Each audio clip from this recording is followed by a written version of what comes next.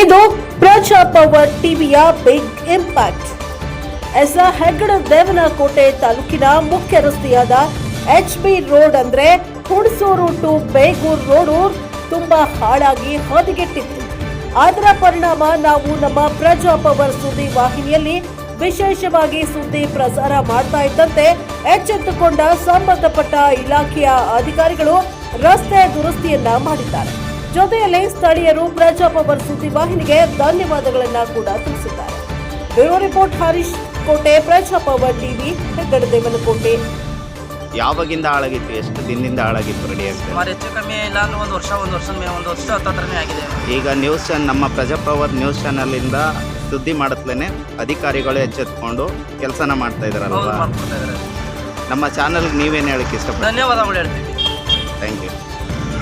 HD ಕೋಟೆ Hunsur main road ಇದು ಏನು ಚೆನ್ನಾಗಿರಲಿಲ್ಲ, ರೋಡೆಲ್ಲ ಫುಲ್ಲು ಹಳ್ಳ ಕೊಳ್ಳ ಆಗಿತ್ತು. ಹಂಗಾಗಿ ಪ್ರಜಾ ಪವರ್ ನ್ಯೂಸಿಂದ ಹೇಳಿದ ಮೇಲೆ ರೋಡೆಲ್ಲ ಚೆನ್ನಾಗಿ ಇದು ಮಾಡಿಕೊಟ್ಟಿದ್ದಾರೆ. ನಿಮ್ಮ ನ್ಯೂಸ್ ಚಾನಲ್ಗಳು ಧನ್ಯವಾದಗಳು.